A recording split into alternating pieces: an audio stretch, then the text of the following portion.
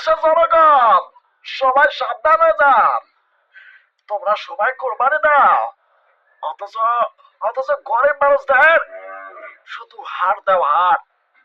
আরে তোমরা যদি কোরবানি দাও, গরিব মানুষদের যদি হাড় দাও, তাহলে তোমাদের কোরবানি আল্লাহ পাক কবুল করবে না, করবে না তোমাদের কোরবানি কবুল। তো মান্না ভাই এভাবেই বলছে। এবার শুনবেন মিশা সওদাগর কি বলছে কুরবানি সম্পর্কে। আরে শহরের নজর গায়ে, মুসলিম নজর পায়ে, টাইয়া টগরের নজর সোজা শত্রু জানে। আরে ওই দেশের জনগণ, তোমরা যদি তাকওয়া পালন না করো তাহলে তোমাদের কুরবানি হবে না। আর তাকওয়া মানে এটাই না শুধু মাংস খাওয়া।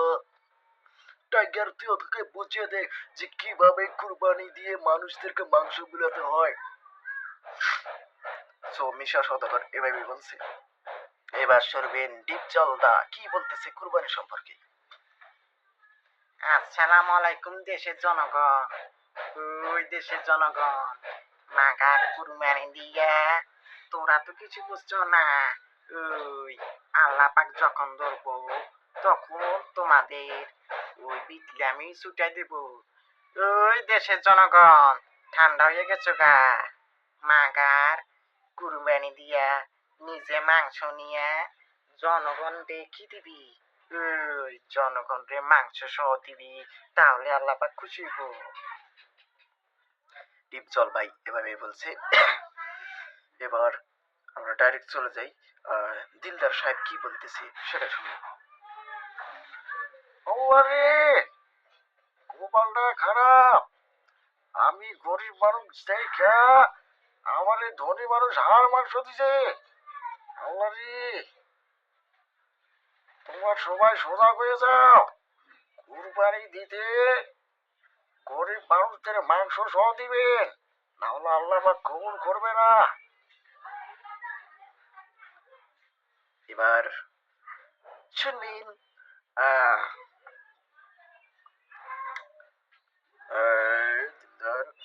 এবার কাবিলা কি বলতেছে।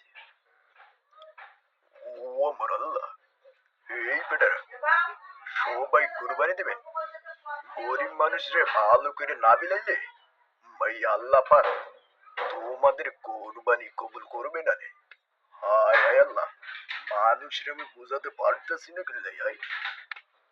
কাবিলা সাহেব এভাবে বলছি। হিরো আলম কি বলতেছে।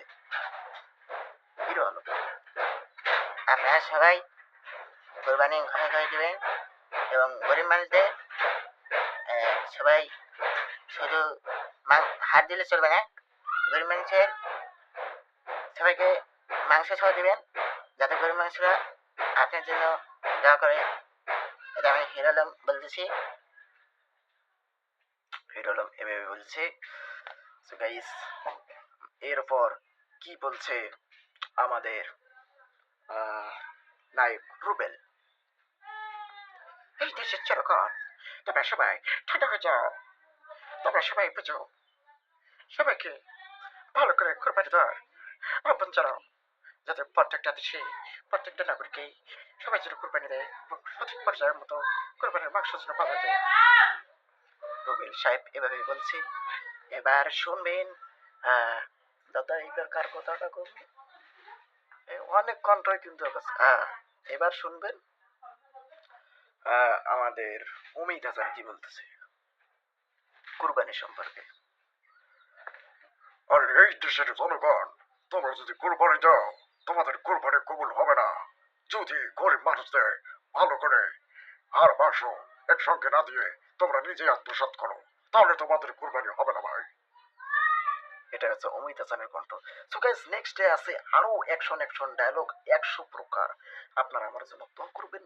চলে আসছি নেক্সট ডে।